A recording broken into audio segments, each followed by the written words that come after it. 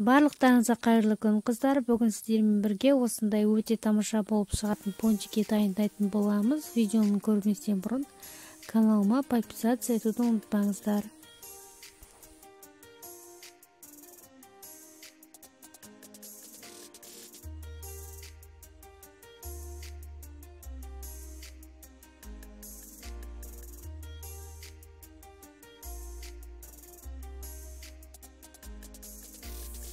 Ең алдымен құрғақ таза ыдысымызға жылы сүтімізді,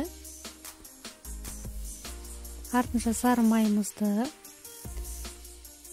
және де жұмыртқамызды, шекерді және ашытқыны салып, және де сахарный ванилин бар, соның бір пакетигін салып, және де аздап разрыхитель салып, жақсылап араластырамыз да үстіне електен өткізілген ұнымызды салып қамыр илейміз.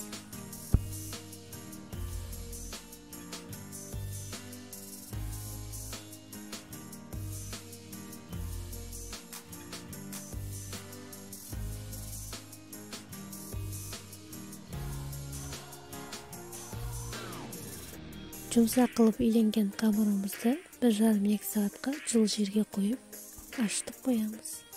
Арасында 2 рет қайтарамыз.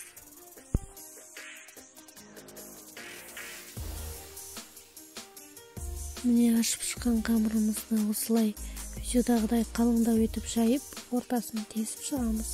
Және де қызып тұрған майға пісіріп аламыз.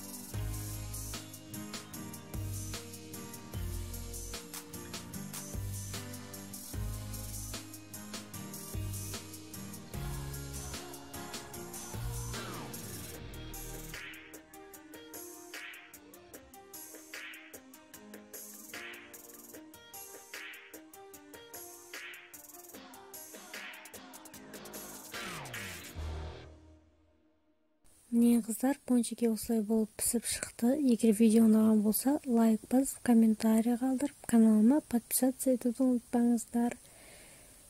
Барлықтарыңызға ас болсын.